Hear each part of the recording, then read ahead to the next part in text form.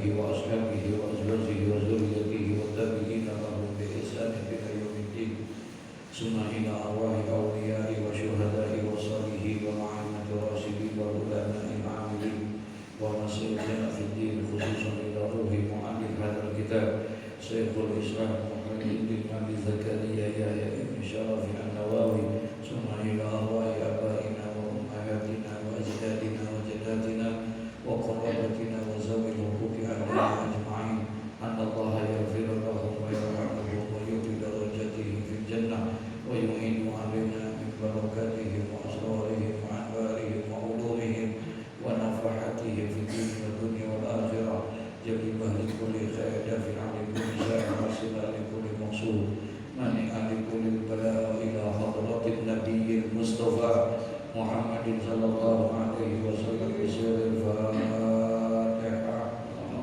أعوذ بالله من الشيطان الرجيم بسم الله الرحمن الرحيم الحمد لله رب العالمين الرحمن الرحيم مالك يوم الدين إياك نعبد وإياك نستعين اهدنا الصراط المستقيم صراط الذين أنعمت عليهم غير المغضوب عليهم ولا الضالين.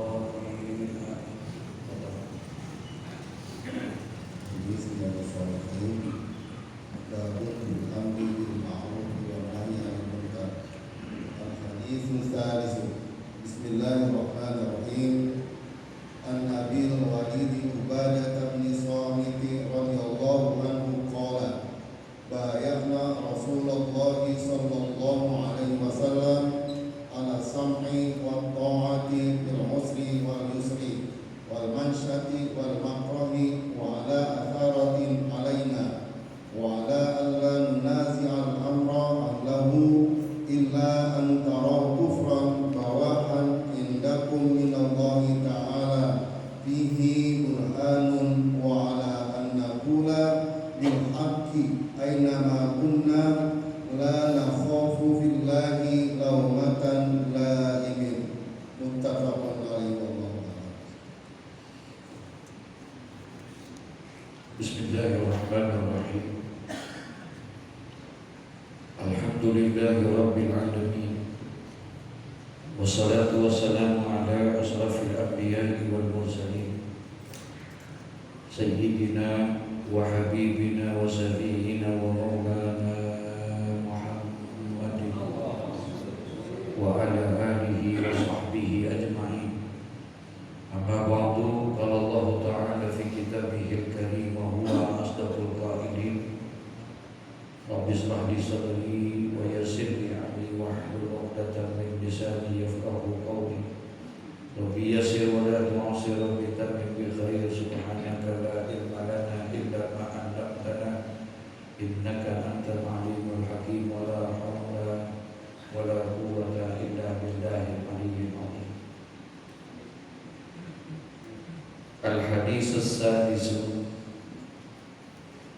an Abil Walid Ubadah bin Samit radhiyallahu anhu qala bay'ana Rasulullah sallallahu alaihi wasallam ala sam'i wa ta'ati fil usri wal yusri wal mansati wal makrahi wa ala atharatin alaina wa ala an la nunazi al-amra ahlahu illa an taraw kufran bawahan indakum minallahi ta'ala fihi burhanun wa ala an naqula bil haqqi aynama kunna la nakhafu fillahi lawmata laim. Muttafaqun alaih. Hadis selanjutnya jadi hadis yang ketiga daripada babun fil amri bil ma'ruf wa nahyi 'anil munkar. Jadi bab di dalam menjelaskan tentang amar ma'ruf dan nahi munkar. Hadis yang ketiga, hadis ini muttafaqun alaih. Artinya disepakati kesohihan hadis ini. Oleh siapa disepakatinya? Oleh dua imam besar dalam ilmu hadis, yaitu Imam Bukhari dan Imam Muslim. Didapatkan ini hadis dari sahabat Nabi dari kalangan kaum Ansor. Ansor ini adalah kaum yang berada di Madinah, dan dia adalah Ahlul Madinah, ya, dia asli daripada kota Madinah. Sementara ada kaum yang tinggal atau ikut bersama dengan Nabi Sallallahu Alaihi Wasallam ketika hijrah, yaitu dari kota Mekah menuju kota Madinah. Maka mereka yang ikut itu disebut dengan kaum muhajirin, ya. Jadi kaum muhajirin adalah kaum yang ikut bersama Nabi ketika meninggalkan kota Mekah menuju kota Madinah Al-Munawwarah. Sementara orang-orang asli Madinah yang menyambut dan menerima beriman kepada Nabi disebutnya kaum Ansor, ya. Nah, di antara kaum Ansor ini, salah satu di antara sahabat itu adalah Abul Walid. Abul Walid itu nama poyokannya, nama panggilannya. Ya, nama aslinya itu adalah Ubadah bin Samit, sahabat Nabi yang konon orangnya pintar, tampan, gagah, berani. Jadi dia pernah ikut beberapa kali ikut peperangan bersama Rasulullah, dan dia termasuk orang yang cukup disegani, ya, Ubadah bin Samit ini. Bahkan di zaman Sayyidina Umar bin Khattab, beliau itu diutus untuk menyebarkan dakwah ke beberapa negara-negara yang di luar kota Madinah, termasuk di Syria, ya, di Syam, bersama dengan Sayyidina Mu'az bin Jabal dan Abu Darda serta sahabat-sahabat lainnya. Nah, ini Ubadah bin Samit. Nah, beliau termasuk orang yang disenangi oleh Nabi Sallallahu Alaihi Wasallam, dan beliau termasuk orang yang mendapatkan hadis dari Nabi Sallallahu Alaihi Wasallam, walaupun tidak sebanyak dari sahabat-sahabat yang lain. Dia kurang lebih hampir 200-an hadis dia dapatkan dari Nabi Sallallahu Alaihi Wasallam. Ada 7 sahabat yang mendapatkan hadis yang dikategorikan banyak. Ya, banyak di sini adalah fauqal alf, yaitu di atas 1000. Jadi kalau di atas 1000 hadis, maka dikategorikan sahabat ini mendapatkan hadis dalam kategori yang banyak, ya, di atas 1000 hadis. Dan itu gak banyak, hanya 7 orang. Dan paling terbanyak itu di antara sahabat-sahabat yang mendapatkan hadis itu adalah siapa? Abu Hurairah, ya, Abu Hurairah Abdurrahman bin Sakhar Ad-Dausi. Dia yang paling banyak mendapatkan di antara sahabat-sahabat itu, yang paling banyak. Kurang lebih 5.380 hadis dia dapatkan, Masya Allah. Nah, hadis yang kita bahas yang ketiga ini dari bab tentang amal ma'ruf dan nahi munkar adalah hadis dari Ubadah bin Samit, ya, radhiyallahu anhu, semoga Allah memberikan keridhaan kepadanya. Qala, berkata ini siapa? Yaitu Ubadah bin Samit, berkata dia, bay'na Rasulullah sallallahu alaihi wasallam ala sam'i wa ta'ah fil usri wal yusri wal maqsati wal maqam. Insyaallah. Bay'na Rasulullah sallallahu alaihi wasallam, kami telah membaiatkan diri kepada Rasulullah. Artinya kami telah berjanji kepada Rasulullah sallallahu alaihi wasallam. Jadi para sahabat itu banyak membaiatkan diri ketika awal-awal itu. Saya beriman kepada Rasulullah, saya berjanji, saya macam-macam. Itu namanya baiat, ya. Bayatna Rasulullah sallallahu alaihi wasallam, kami telah membaiatkan diri kami kepada Rasulullah sallallahu alaihi wasallam ala sam'i wa ta'ah, ya. Apa janjinya itu? Apa baiatnya itu? Bahwa kami, ya, akan selalu mendengar dan taat kepada Rasulullah SAW fil usri wal yusri, baik itu dalam keadaan sulit maupun dalam keadaan senang, ya. Wal maksati wal makrah, begitu juga dalam keadaan yang lapang ataupun dalam keadaan yang benci, yang dia tidak sukai. Dalam segala keadaan dia sudah berjanji akan tetap terus mempertahankan, ya, dia akan selalu mendengar apa yang telah diucapkan oleh Nabi, dan dia akan selalu apa yang diucapkan oleh Nabi Muhammad dalam situasi dan kondisi apapun, mau dalam keadaan senangkah itu, mau dalam keadaan susahkah itu, mau dalam keadaan sesuatu, mau dalam keadaan yang lagi enak atau lagi tidak enak, pokoknya kami sudah berjanji ala sa'i wa ta'ah, untuk selalu mendengarkan dan untuk selalu taat, nggak kendor, ya, nggak gampang terbuai dengan segala macam iming-iming dan lain sebagainya. Nah, itulah para sahabat. Wa ala asaratin alaina, bahkan katanya juga atas asarati alaina, dalam rangka apa, pelaksanaan daripada kekuasaan atasnya, yang memerintahkan kepada kami. Wa ala nunazi al amra ahlahu, dan juga kami telah membayarkan diri untuk selalu menentang, daripada tidak akan menentang. Alla nunazi al amra ahlahu, kami tidak akan menentang daripada para pemimpin kami, para pemerintah kami, pemegang kekuasaan kami, ya. Dia berjanji untuk tidak akan menentang pemerintahannya dari yang berhak itu, illa, kecuali antara kufran bawahan indakum minallahi ta'ala fihi burhan, kecuali apabila dia melihat daripada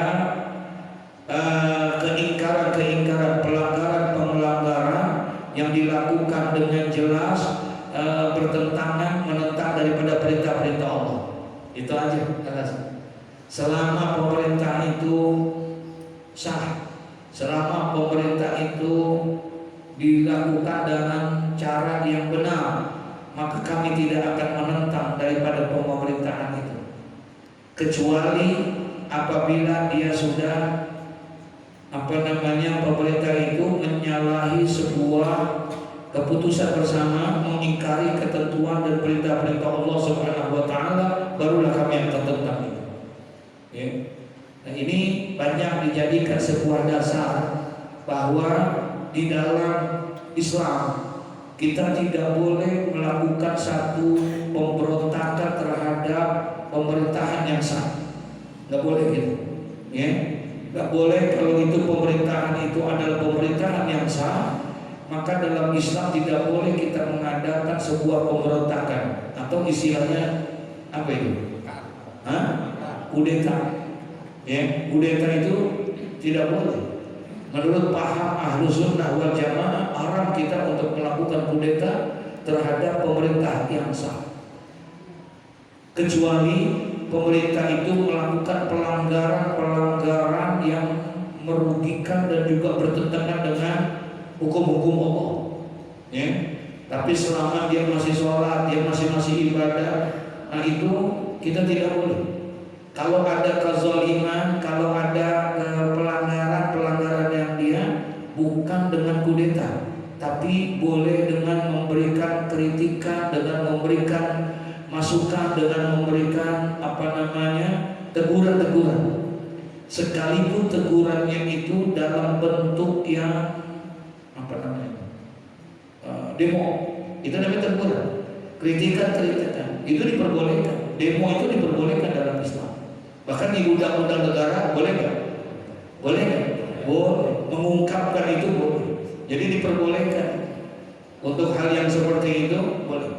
Dalam rangka untuk memberikan teguran, ya, terhadap pemerintah yang salah, ya juga harus diapain? Mesti ditegur. Nggak boleh kan itu.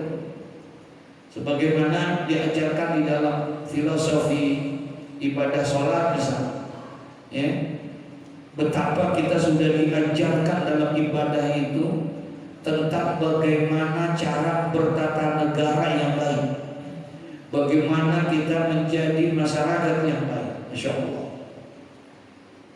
Di masjid ini nilai filosofinya besar banget masjid. Jadi bukan hanya sekedar tempat beribadah saja, bukan hanya sekedar tempat sholat, zikir dan baca Quran saja. Ya, fungsi masjid itu mesti multifungsi. Ya, mesti multifungsi. Rasulullah SAW sudah mengajarkan hal yang seperti itu. Bagaimana Rasulullah menjadikan bahwa yang namanya masjid ini harus menjadi sumber kekuatan umat, adanya di sini. Mau bicara apapun adanya di masjid. Ada ini sumber kekuatannya. Yang pantas kalau seandainya dituliskan di dalam Al-Imam Al-Hafiz Syihabuddin Ahmad Ibnu Hajar Al-Asqalani menuliskan satu tulisan Al-Husunu lil mu'minina minasyaitan salafun. Benteng bagi orang yang beriman dari segala macam bentuk gangguan-gangguan yang akan merusak iman, yang akan merusak akidah kita. Benteng itu 3 katanya. Dan salah satu di antaranya adalah Al-Masjidu Hisnun. Masjid adalah benteng. Jadi ini adalah benteng. Benteng itu adalah satu tempat di mana untuk kita berlindung, yang biasanya dibangun dengan bangunan yang kokoh, yang kuat, yang tinggi, yang besar, sehingga akhirnya kalau udah masuk ke dalam selamat dia dari kejaran musuh dan lain sebagainya. Jadi perlu benteng, apalagi situasi kondisi sekarang. Kira-kira gangguan-gangguan yang akan merusak iman kita ada nggak? Hah? Ada nggak? Gangguan-gangguan yang merusak daripada akidah kita? Masya Allah, masih gentayangan tuh di mana-mana. Orang-orang yang ingin merusak iman kita dengan berbagai macam cara, ya dengan berbagai macam pola mereka melakukan hal yang seperti itu. Jadi perlu benteng, dan benteng itu masjid. Ya, benteng itu salah satunya adalah masjid. Masjid adalah merupakan benteng. Makanya Nabi SAW, kalau kita lihat sejarah benar. Kalau lagi di Mekah 13 tahun dakwah pertama, dalam perjuangan awalnya Nabi dalam dakwah yang pertama itu, beliau selama di Mekah tidak ada satupun masjid yang dibangun. Nabi nggak bangun masjid di sana. Kenapa? Bukan nggak mau, karena memang situasinya nggak memungkinkan, kondisinya tidak memungkinkan untuk membangun daripada bangun masjid. Boro-boro mau bangun masjid, sembahyang aja susah, sembahyang aja susah. Berapa kali Nabi Muhammad sembahyang di depan Ka'bah, dilempari kotoran-kotoran manusia, kotoran unta, kemudian dipukul Nabi Muhammad, bahkan dicekek Nabi Muhammad ketika lagi melaksanakan itu. Jadi boro-boro mau bangun masjid, melaksanakan ibadah aja susah. Tapi ketika Nabi hijrah, sudah mulai sejarah mencatat. Ketika Nabi hijrah pindah dari Mekah ke Madinah, sebelum sampai, dulu namanya bukan Madinah, namanya apa? Yasrib. Jadi sebelum berangkat sampai ke Yasrib, ternyata Nabi mampir dulu, istirahat di salah satu kampung, satu desa, namanya apa? Kuba. Namanya Kuba. Ada kampung namanya Kuba di Madinah itu. Apa yang dilakukan sama Nabi? Ternyata Nabi di situ bangun masjid. Baru sampai di Kuba, Nabi sudah bangun masjid, Masya Allah. Dan sampai saat ini masjid itu masih berdiri kokoh kuat. Yang kedua, Nabi gak lama di situ. Sejak perjalanannya 9 hari 9 malam dari Mekah menuju Madinah sampai di Kuba, kemudian pada saat itu Nabi istirahat. Kurang lebih satu riwayat 4 hari, dari Senin, Selasa, Rabu, Kamis. Ada yang mengatakan Selasa, Rabu, Kamis, Jumat. Nah kemudian di hari Jumatnya Nabi pergi meninggalkan, lanjutkan perjalanannya, meninggalkan Kuba menuju Yasrib. Tapi terhenti di satu kampung. Ada kampung namanya Bani Salamah atau Bani Salimah. Nah itu satu kampung sana. Nabi berhenti lagi di situ, ya, karena ada perintah salat Jumat. Maka Nabi mendirikan masjid di situ. Masjid yang kedua, ada masjid namanya Masjid Al-Jumu'ah. Kalau kita ke Madinah itu pasti ada masjid namanya Masjid Al-Jumu'ah. Itu yang pertama pelaksanaan salat Jumat. Nah sekarang pun masih berdiri itu masjid. Sebagian yang tahu pasti mampir, ya, lewatin itu Masjid Al-Jumu'ah, ya, masjid. Nah barulah yang ketiga, Nabi sampai di Yazid, sampai di Madinah, kemudian Nabi di situ membangun satu masjid lagi yang diberi nama dengan Masjid An-Nabawi As-Sarif, ya, yang ada di Madinah Al-Munawwarah. Itu masjid. Berarti dalam satu minggu Nabi bangun berapa masjid? Hah? Ada 3 masjid. Kenapa Nabi sampai begitu konsentrasi membangun masjid? Ya, karena di situ adalah sumber kekuatan umat. Sumber kekuatan umat di situ. Maka dijadikan motivasi dalam perjuangan dakwah. Di masjid itu Nabi bukan hanya mengajarkan untuk melaksanakan ritual ibadah, tapi di masjid membangun perekonomian umat. Di masjid Nabi memperkokoh persatuan dan kesatuan. Di masjid Nabi membicarakan tentang politik, bagaimana membangun daulah Islamiyah. Itu di masjid Nabi membangun itu semua. Jadi jangan terlalu alergi gitu terhadap masjid. Ini kadang-kadang kita dirasukin paham-paham yang oleh mereka orang-orang yang tidak senang kepada dakwah Islam, kepada perjuangan Islam, dimasukin pemikiran-pemikiran. Jangan campur adukan masjid dengan politik. Jangan campurkan masjid dengan perkara yang macam-macam dan lain sebagainya. Ada nggak yang begitu? Nggak boleh katanya. Padahal di sini sumbernya. Kenapa mereka melarang begitu? Karena mereka tahu, mereka takut dengan hal kegerakan masjid. Kalau masjid sudah bersatu, subhanallah. Di Indonesia ini masjid kurang lebih ada 1.200.000 masjid.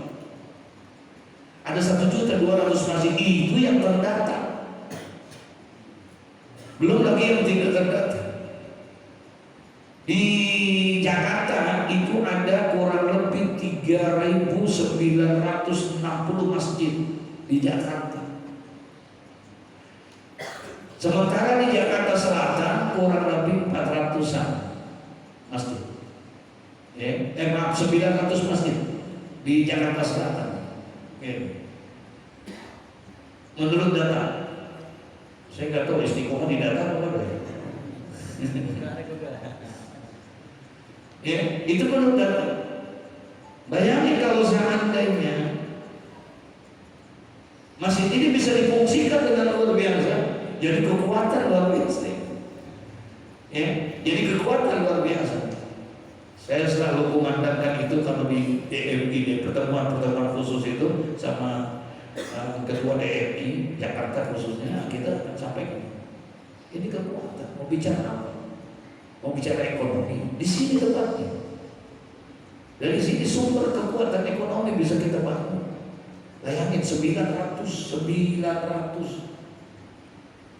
masjid yang ada di Jakarta Selatan. Seminggu itu, sebulan sholat Jumat berapa kali?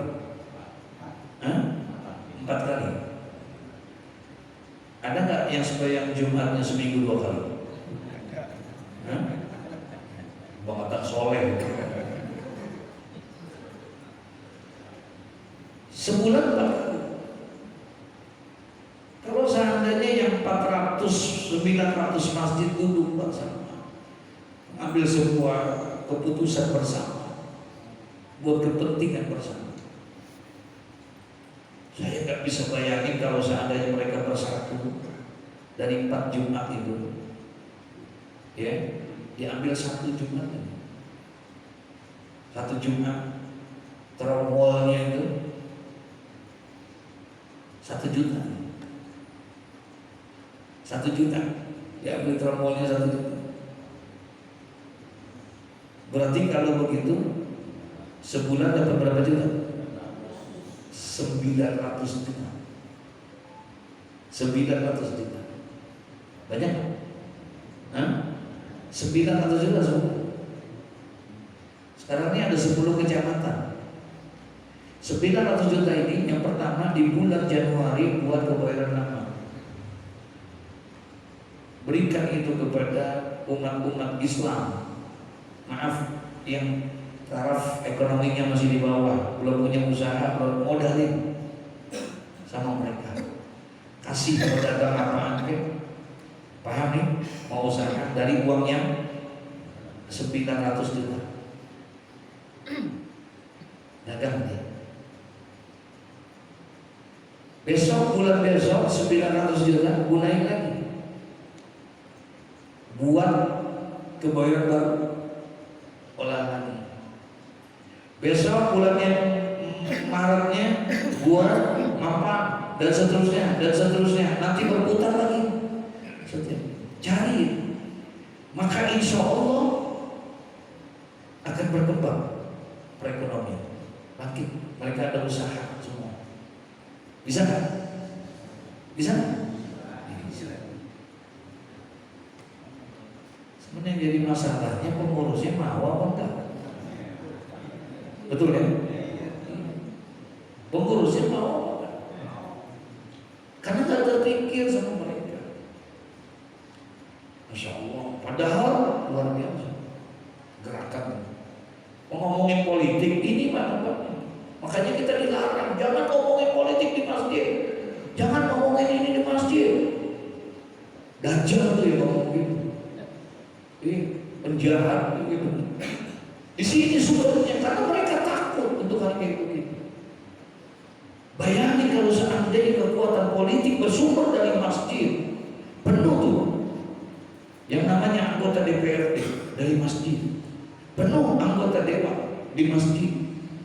Kalau anggota dewan DPRD-nya adalah orang-orang yang peduli kepada masjid, orang-orang yang dipilih orang masjid, maka insya Allah mereka akan mengeluarkan kebijakan-kebijakan yang bermanfaat buat umat dan rakyat. Begitu kan? Ini kekuatan. Bayangin kalau seandainya satu masjid lingkungannya bikin dalam pemilihan suara itu. Gak usah banyak-banyak, kalau dalam satu TPS itu Pak, kurang lebih 400 pemilih suara, betul ya? Satu TPS. Sekarang kalau misalnya tidak ada TPS satu masjid itu adalah kita minta gak usah banyak-banyak 100 suara. Setiap satu masjid berarti kali 900 berapa? 90.000 suara. Satu wilayah. Untuk bisa, siapapun mau partainya silakan, mau partai A, B, C, D silakan, nggak apa-apa, duduk tapi dengan catatan kita komitmen buat kepentingan agama, buat kepentingan umat, buat kepentingan rakyat. Kalau mau kita kasih suaranya, paham nggak saudara? Kalau mau ayo, kalau enggak jangan. Siapapun partainya, mau partai apa, asalnya ada partai apa aja gitu, ya. Tapi kalau yang itu silakan. Semuanya kita bikin kontrak politik sama mereka, bikin kontrak politik sama mereka. Kalau seandainya nanti kita pilih kemudian dia setuju, dia siap, di tengah jalan dia mengingkari itu, kita yang datang, untuk ini, untuk mau apa namanya mengganti dan dia itu bisa, itu semua dilakukan. Nah jadi wacana politik itu harus sudah dibuka di kalangan majlis-majlis seperti ini. Jangan lagi kita bicara sebatas dengan kajian fikih. Ya udah, babnya sih bab toharoh, bab bersuci. Bagaimana caranya kita bersuci dengan baik, berwudu dengan baik. Ini saja kita belajar berwudu dengan baik, kita masih banyak berkonsentrasi masalah wudu secara lahiriah, fisiknya saja. Bagaimana basuh muka, bagaimana basuh tangan, bagaimana basuh kaki. tapi kita belum pernah membahas tentang wudu batiniyah. Hujjatul Islam Abu Hamid Al-Ghazali buka itu dalam Ihya Ulumuddin, digambarkan oleh beliau seharusnya umat Islam itu bisa berwudu bukan hanya zahirnya tapi juga apa? Batinnya. Selama ini kita wudunya, halo? Kita hanya berwudu yang zahir. Kita umur benar bersih, kotoran kita jigong, ada jigongnya. Jigong kita keluar nggak? Keluar karena kita berkumur. Tapi ternyata kita nggak mengeluarkan penyakit batiniah mulut kita. Jadi wajar. Kenapa? Suka gibah, ceritain orang, suka menfitnah orang, suka ini. Karena wudu kita hanya wudu zahir, bukan wudu batiniah. Nah ini mesti dikeluarkan ini. Nah, bab toharo, jelasin bab toharo. Toharo di dalam berwudu, oke, kita jelaskan harus sesuai dengan ilmu, tapi juga kita bab toharo dari sisi kehidupan, termasuk toharo di dalam berpolitik, bersuci di dalam berpolitik. Sekarang ini mana ada? Makanya dianggap orang-orang nggak boleh, orang Islam nggak boleh berpolitik.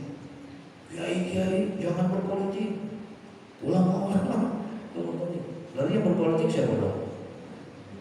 Halo? Lalu siapa? Masya Allah.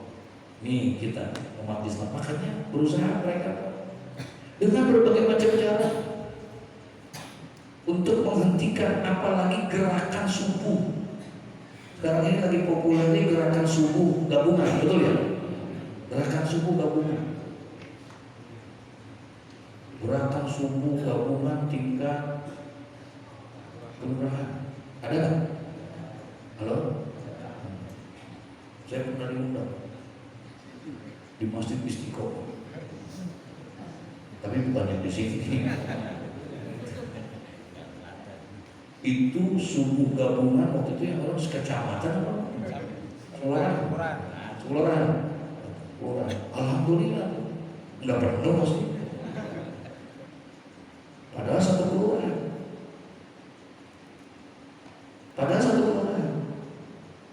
Ini gerakan ini yang paling ditakuti, Pak. Gerakan subuh gabungan itu paling ditakuti sama mereka orang-orang yang tidak suka kepada Islam. Bagaimana menghentikan itu gerakan subuh gabungan?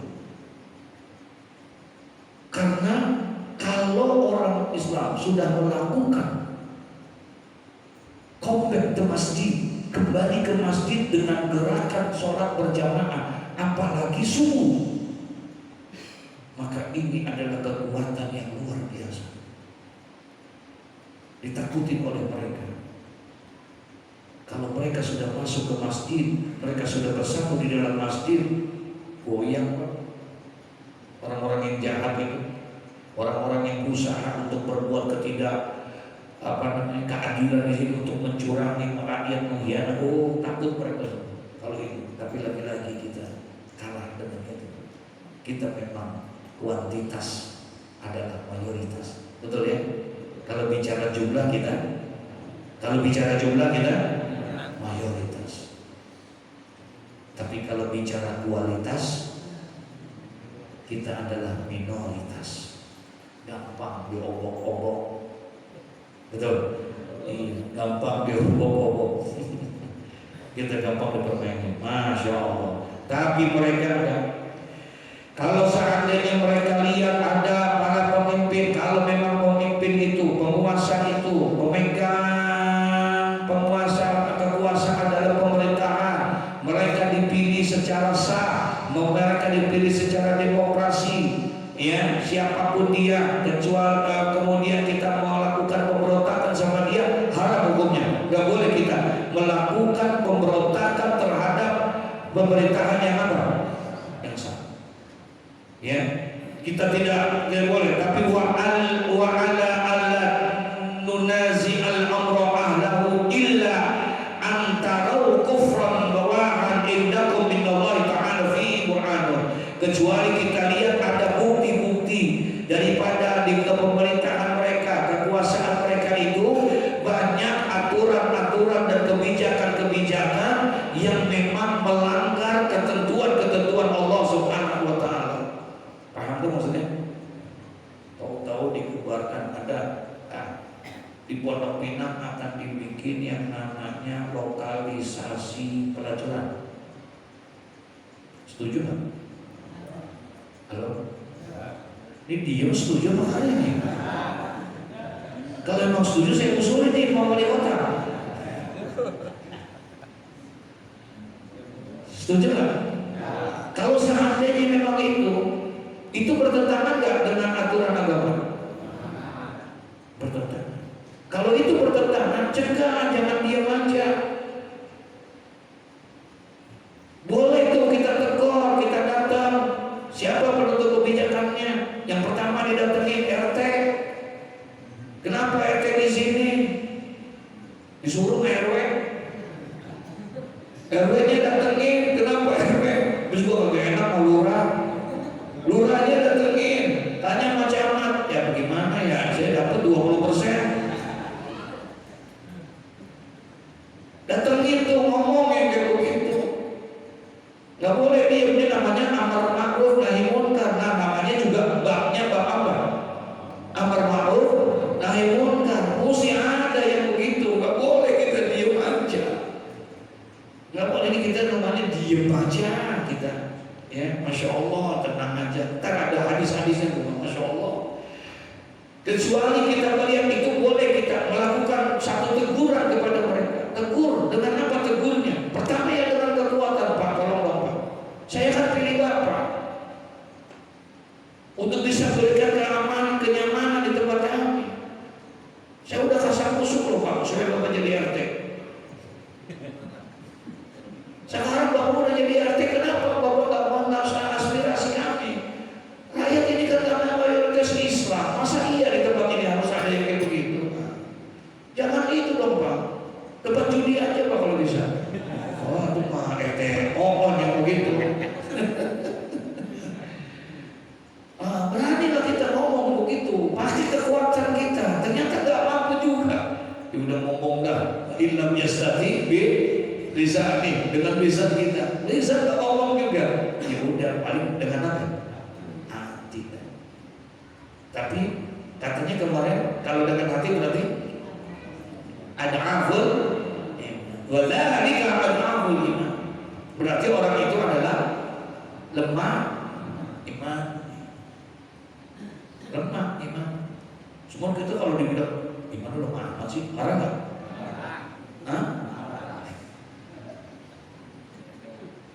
Bilang kita lemah, enak aja lu. Bilang memang iman gua puasa jempol. Astagfirullahaladzim. Berat bener Pak. Dakwah tuh gak gampang. Kalau dakwah di pengajian tuh gampang, emang tempatnya. Betul ya?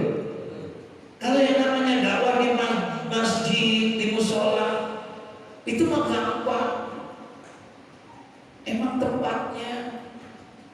Tapi di luar sana kita berdakwah, mampu gak? Kita menyampaikan yang ini.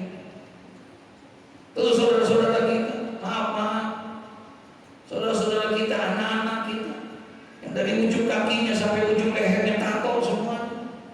Tega tuh kita diemin aja. Seperti itu. Pernahkah kita tergerak untuk itu?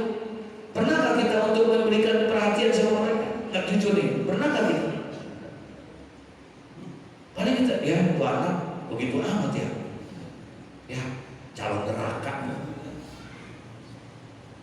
Kita hanya bisa begitu tuh.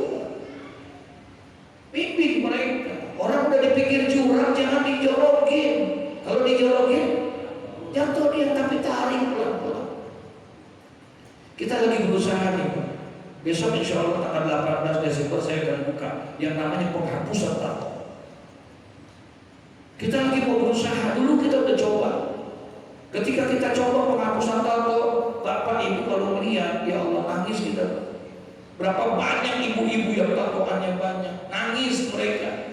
Tolongin Pak Ustaz, saya malu tatoan ini begini banyaknya. Anak-anak saya selalu nanyain, Ma kenapa sih begitu Ma? Kenapa? Saya selalu dibayangin suka itu kemarin, Masya Allah, di Bulungan itu sedih saya melihatnya, nangis saya lihat mereka semua. Habis kalau mereka nggak ditatoin begitu, mereka nggak bisa jadi nafkah. Diusir sama orang anak jalanan yang lainnya, paham gak? Kalau lu mau, lu harus ikut gua. Begitu tuh. Terpaksa. Nah kita nggak pernah pikirin yang begitu. Ya, yang penting kita Allah, zikir. Yang penting kita ngaji buat kita. Buat siapa? Buat siapa? Buat kita doang. Tahajudnya mah luar biasa. Sampai hitam tuh jidat. Luar biasa kita ingin begitu. Tapi pernahkah kita mau mikir begitu? Kalau nggak ada aful iman. Walaupun jidatnya apa? Hitam. Iman ente masih, masih lemah kita kan? Mungkin begitu. Ya, masih lemah. Masya Allah, Masya Allah. Nah, oleh karena itu, wa alla naqula bil haqqi aina ma kunna la nakhafu fillah lawmata la'im. Jadi dalil-dalil yang datang dari Allah Subhanahu wa taala ketika dilanggar oleh mereka, boleh kita melakukan teguran-teguran mereka, boleh. Tapi bukan kudeta, paham maksudnya ya? Bukan memberontak. Boleh itu kita lakukan itu. Nah, kapan mereka semua orang itu an-naqula bil haqqi, katakan itu, mengatakan dengan benar, aina ma kunna la nakhafu fillah lawmata la'im. Kami tidak akan takut ya terhadap apa? Lawmata la'im. Nggak ada yang kami takutin kecuali kepada Allah. Sekalipun kami dicemoohi, sekalipun dicemoohi, dihina, difitnah, ini segala, kami tidak takut. Kami akan sampaikan. Masya Allah. Saya kadang-kadang kalau melihat perjuangan Nabi, ya mohon maaf, nggak ada pemimpin kadang-kadang sabarannya seperti sabarnya Nabi Muhammad. Nabi Muhammad dibully. Dulu udah ada bully belum? Dibully, dicaci, dinyinyir, dikata macam-macam segala. Tapi Nabi akhlaknya Nabi Muhammad sebagai seorang pemimpin. Tapi Nabi nggak marah. Nabi nggak jawab tuh fitnah-fitnah kacang-kacangan yang model begitu, dibully, di ini semuanya enggak. Nabi nggak marah. Tapi Nabi melakukan dengan karyanya Nabi Muhammad, tunjukkan itu toleransinya, ininya, itunya, semua dilakukan. Sehingga akhirnya dunia melihat bagaimana kehebatan daripada kepemimpinan Nabi Muhammad. Betapa seorang Michael Hart, ada dulu penulis cendekiawan dari Inggris namanya Michael Hart, berani menulis satu buku. Yang satu buku ini orang cendekiawan, ilmuwan, non-muslim, tapi dia menulis buku ada 100 tokoh berpengaruh di dunia dengan sebuah penelitian yang jujur. Penelitian yang berdasarkan keilmuan, diteliti sama dia, 100 tokoh itu. Ternyata yang pertama tokoh itu ditulis adalah siapa? Nabi Muhammad. Padahal dia orang yang non-muslim, padahal dia seorang yang luar biasa di dalam agamanya, tapi dengan kejujuran, keilmuan berdasarkan penganalisian dia, penelitian dia, itu diakui bagaimana kepemimpinan, kejujuran dan lain sebagainya seorang pemimpin yang bernama Muhammad Rasulullah. Jujur di dalam hati, nggak marah, nggak pernah ngebully, nggak pernah itu. Tuh, pemimpinnya begini kan ya kita. Betul ya? Mau dikit-dikit ngambek, marah, melawan, bikin perang, ini itu, kumpulin anggotanya, masukin apa? Tapi alhamdulillah ada pemimpin, walaupun dibully, caci maki, dikata-katain, di ini, diam aja, senyum, dia nggak jawab, kecuali dengan karyanya. Kecuali dengan karyanya dia jawab. Dengan apa jawabannya? Jakarta International Stadium. Dia nggak jawab semuanya, dia buktiin dengan menghadirkan sebuah negara dunia datang Formula E. Ada nggak pemimpin begitu? Siapa? Apa gitu? Tapi itu real. Dia nggak pernah melawan tentang yang kayak begitu. Enggak, dia nggak jawabin. Kita disuruh. Apa kata Nabi Muhammad sallallahu alaihi wasallam? An nakuna bil haq aynama kunna la nakhafu billah. Katakan yang benar adalah benar, yang salah adalah salah. La nakhafu billah. Tidak ada yang kamu takuti kecuali siapa? Allah. Sekalipun kau laumatan laimin, sekalipun kau harus dicaci maki, harus dicemoohi dan lain sebagainya. Harusnya begitu kita, la haula wala quwwata illa billah. Tapi ya lagi-lagi kembali kepada kualitas apa? Al hadisul rabi. Kemudian hadis yang berapa?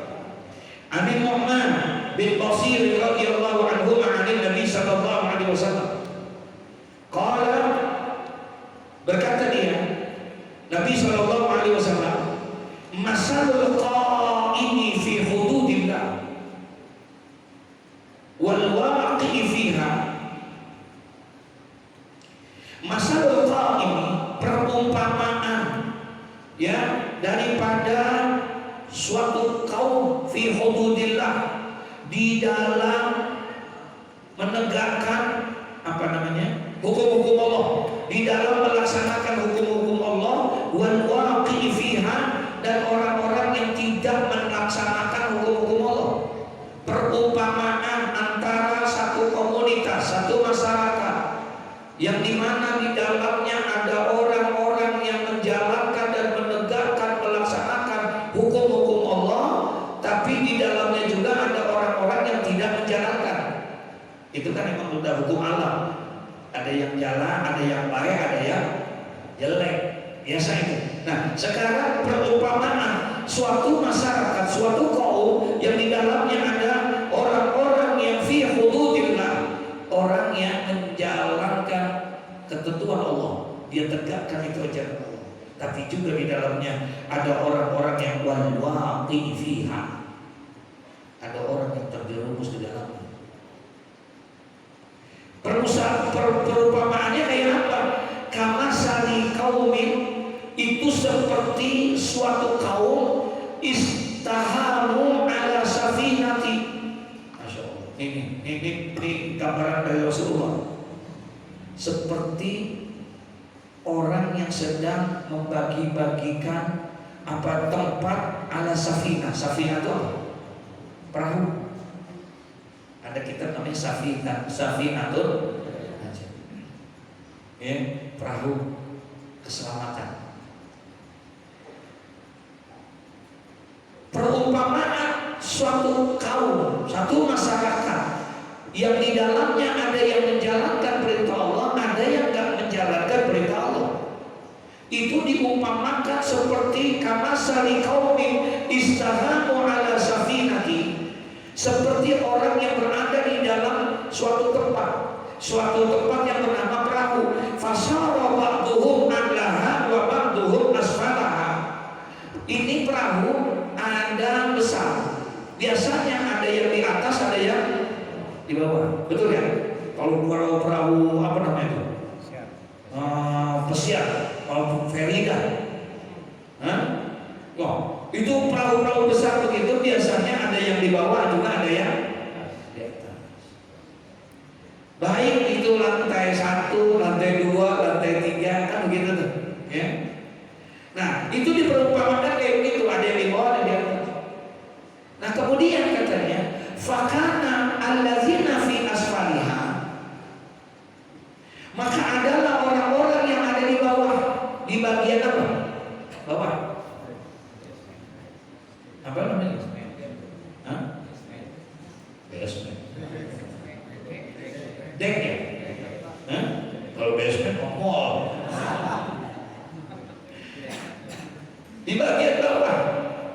Wa kana allazina fi asfaliha, maka adalah orang-orang yang ada di bagian bawah itu, iza istaqau minal ma', jikalau dia pengen minta air, mengambil air, paham ya?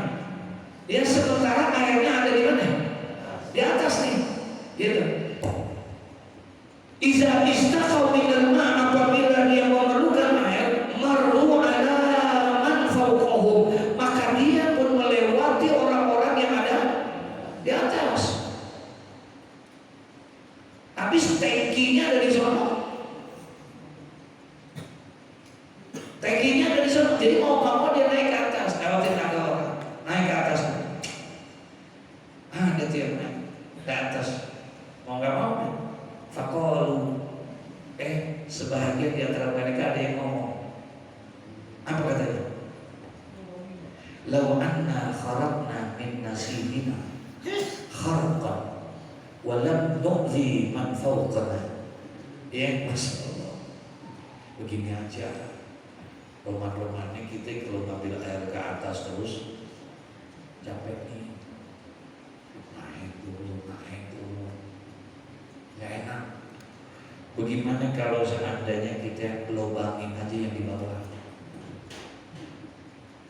buat bagian kita ini, jadi gak usah naik ke mana, ke atas, lobangin yang di bawah. Kan jadi kita nggak repot, nggak gangguin yang di atas, ya. Kita lubang, kita tutup, kita lubangin, kita tutup, gitu, kita lubangin aja, gitu. Kalau itu terjadi, kira-kira bagaimana? Ini fa'in tarakuhum, maka jikalau kamu jikalau mereka meninggalkan itu, ya, membiarkan maksudnya itu kerjaan orang-orang yang sedang ngapain? Ngebolongin kapal, ngebolongin atau ngelobangin? Ngelobangin kapal. Wa ma aradu halaku jami'an. Kalau seandainya kamu biarkan mereka melakukan hal yang seperti itu, halaku jami'an, percayalah akan binasa semua. Binasa kalau kita biarkan. Ini udah mulai nyambung kan? Ini diam aja berarti tapi ya. Ini betapa Nabi punya pemikiran yang luar biasa. Benar Nabi nggak bisa baca, benar nggak bisa menulis. Coba lihat nih konsep nilai filosofi yang luar biasa di dalam itu. Perumpamaan sama Nabi diperumpamaan seperti itu. Diperumpamakan sama Nabi kalau seandainya fa'in tarakuhum wa ma aradu halaku jami'an. Jikalau saja engkau tahu ada orang yang melakukan hal yang seperti itu, orang-orang yang dibawa kemudian melobangin itu kapal perahumu, kamu diam, kamu biarkan dia, maka halaku jami'an, semuanya pasti akan apa? Binasa, semua akan tenggelam. Wa in akhasu ala aidihim najau wa najauna jami'an. Tapi jikalau kamu berani untuk menegur dia, bang jangan bang, gila ente, tenggelam nih kita bakalan kalau ente bolongin semua. Jangan bang, jangan, gak boleh. Pokoknya kalau lu bolongin, awas, daripada gua mati mendingan lu yang mati. Paham maksudnya? Wadah jauh jaminan. Kalau ada yang berani begitu, insya Allah satu kapal selamat. Insya Allah satu kapal selamat. Jangan sampai seperti ini kita.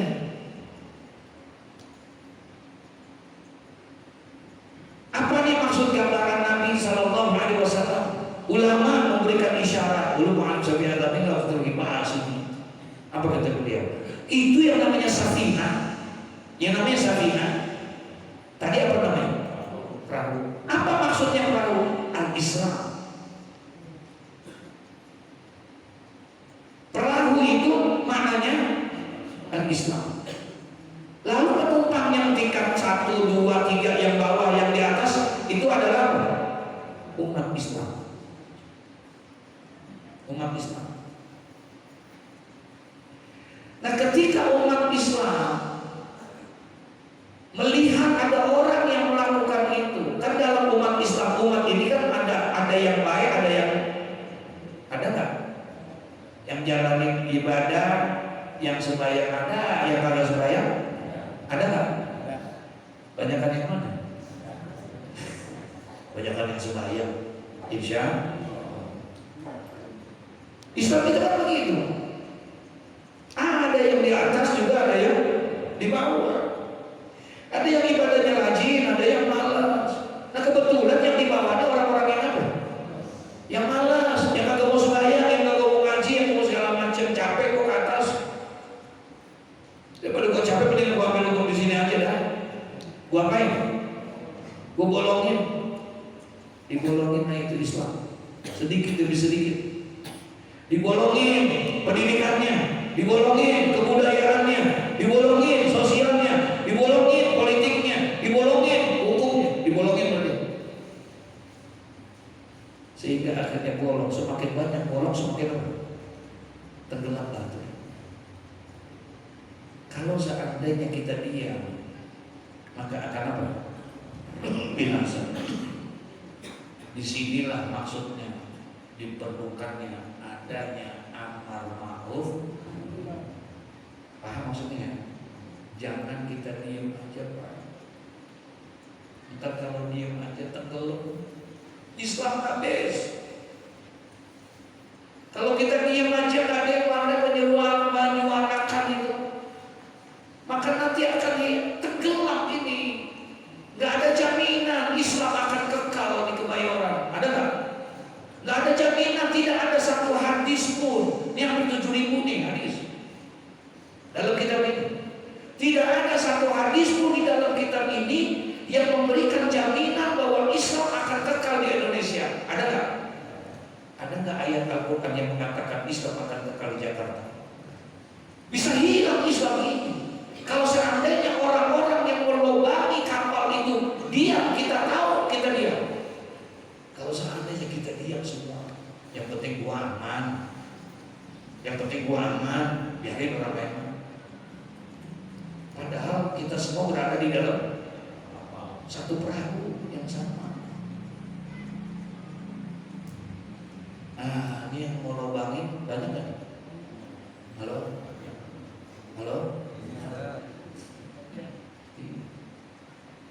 Ini yang lobangin banyak Pak. Pakai peci putih. Betul ya? Iya. Oh, banyak. Ini kan yang digambarin, kan tadi saya bilang, kata Muhammad dulu, perahunya itu disebut istilahnya apa? Islam. Berarti kalau begitu penumpangnya umat Islam. Nah, ini nggak bicarain umat yang lain, enggak. Yang kita bicarain perahu Islam dengan umat-umatnya, dengan penumpang-penumpangnya. Kalau penumpangnya kagak mau menyadari diri, mementingin diri sendiri, biarin gak apa-apa. Mau hancur kayak mau gimana terserah. Yang penting gua, istri gua, keluarga gua, enggak. Paham kan maksudnya? Terserah yang lain gak apa-apa. Padahal dia tahu tuh lagi dilobangin. Padahal dia lihat perahunya lagi diapain? Dibolongin. Satu dia diam aja. Oh kalau ini diimpan akan hilang. Benar al-Islam tidak akan pernah hilang. Islam bisa hilang gak? Al-Islam ya'lu wa la yu'la alaih. Islam itu tinggi dan tidak ada yang bisa menandingi Islam. Islamnya. Tapi kalau bicara tentang umatnya, tidak ada jaminan. Tidak menutup kemungkinan satu masa Islam pun akan hilang di kampung kita. Bisa kan? Halo? Bisa. Kalau kita aman, insya Allah kita aman. Insya Allah kita aman. Insya Allah mudah-mudahan kita husnul khotimah semua. Pikirin juga Pak anak kita. 20 tahun yang akan datang, ini pengajian masih ada Pak? 30 tahun yang akan datang, masih ada apa enggak? Allah akan bisa 20 tahun yang akan bisa jadi dikontrakin begini. Nauzubillah. Tapi bisa terjadi nggak? Berapa banyak masjid-masjid berubah dengan tempat ibadah-ibadah agama lain? Gila. Nah, di luar sana terlalu banyak yang seperti ini. Dan ini yang mesti ditanamkan dari kita. Jangan sampai kita tahu perahu lagi dibolongin, kita diam aja. ntar gue tenggelam. Sebetulnya Nabi pengen ngomong begitu tuh. Sebetulnya Nabi pengen ngomong begitu, hati-hati. Ini yang bolongin perahu bukan orang luar Islam, betul ya? Yang ngebolongin perahu bukan orang yang nggak naik perahu. Justru yang membolongi, melobangi perahu orang-orang yang naik perahu. Artinya yang kebolongin itu umat apa? Umat Islam. Kita lagi dibolongin sama dia. Lagi viral. Ada yang namanya dai apa itu? Wah, bilang masalah macam-macam 411. Tuh Allahu Akbar. Dengerin itu kesal banget gitu. Mungkin itu kan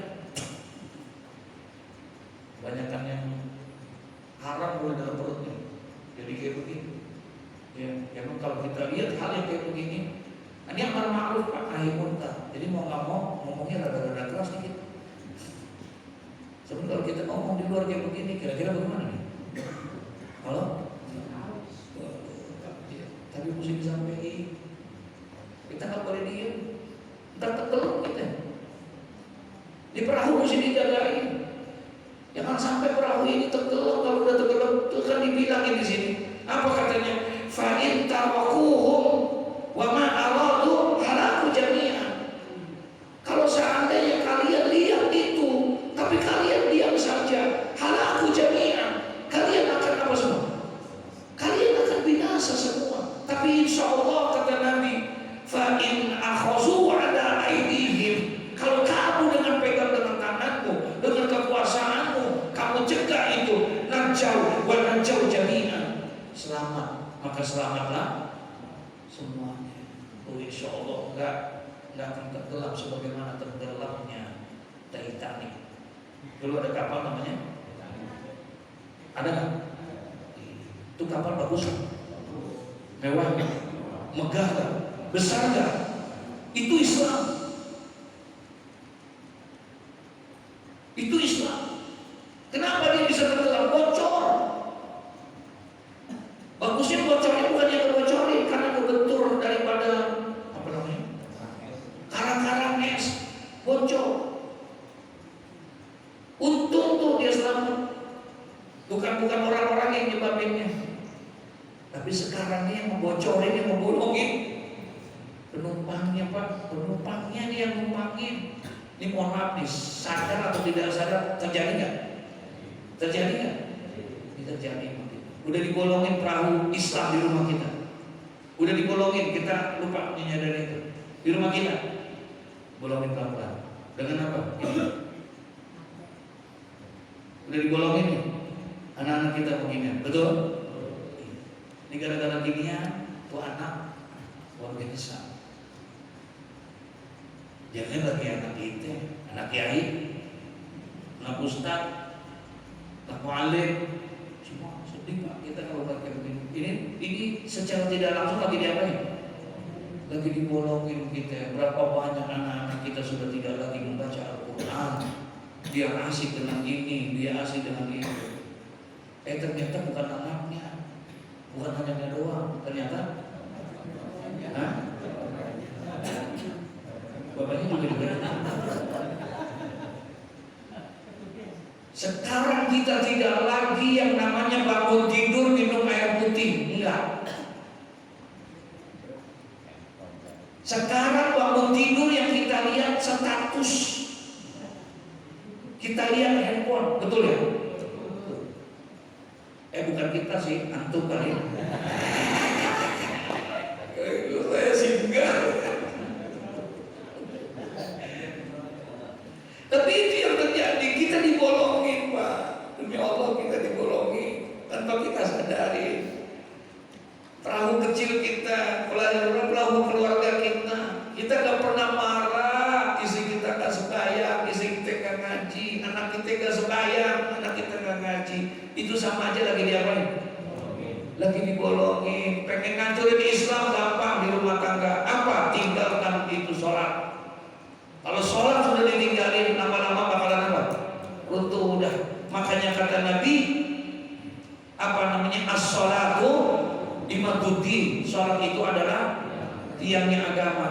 bisa berdiri karena ada apa nih? Ada tiang. Kalau seandainya tiang-tiang ini di UUI hancur. Ini Islam. Ini masih kepegang nggak? Hah? Kepegang nggak?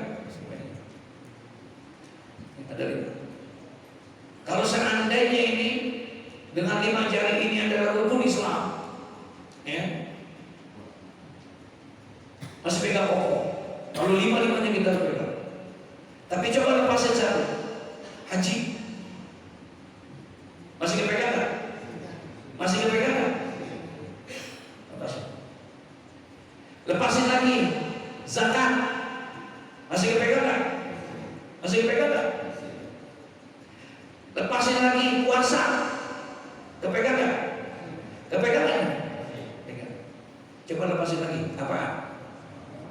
Sholat, jatuh. Nih, kalau masih ada sholat, insya Allah masih bisa kokoh. Segini aja nih gampangnya. Ini kan rukun Islam ada berapa? 5. Ternyata kalau kita pegang rukun Islam 5, Islam masih bisa kita pegang. Sekalipun udah haji, karena ada orang yang Islam tapi nggak haji. Insya Allah Islam masih kepegang sekalipun nggak bayar zakat. Ada nggak yang nggak bayar zakat? Masih kepegang. Sekalipun itu dia tinggalkan puasa, insya Allah Islam masih ada. Tapi udah mulai goyah, betul? Tapi ketika kita lepaskan yang kedua, apaan? Sholat. Ketika kita lepaskan sholat, jatuh ini agama. Syahadat tidak ada lagi artinya. Kita lagi dibolangin. Boleh juga marah kalau istri nggak sembahyang. Boleh juga marah kalau suami nggak ngomong mbak sembahyang. Bini boleh ngomong bang, bayang bang. Abang kan imam bang di rumah ini. Saya mau beli rumah siapa bang kalau abang begini? Ntar yang nolongin saya siapa? Dulu saya lagi enak-enak belajar sama ayah saya, sama bapak saya. Abang mintain saya, kawinin saya. Saya pikir saya bisa diatur, bisa jadi diarahin menjadi lebih baik. Bagaimana bang? Tuh, kalau begitu gimana? Ya, masya Allah. Ya, kayak kita jaga perahu ini jangan sampai apa? Jangan sampai bolong. Kita nggak usah bicara tingkat yang lebih luas. Ada perahu sekoci, ada sekoci. Kalau sekoci gede apa kecil? Hah? Berarti kalau gitu perahu yang kecil ini apa? Perahu yang kecil ini apa? Keluarga kita. Jangan sampai ini ada yang dibolong-bolong. Nanti akan tenggelam.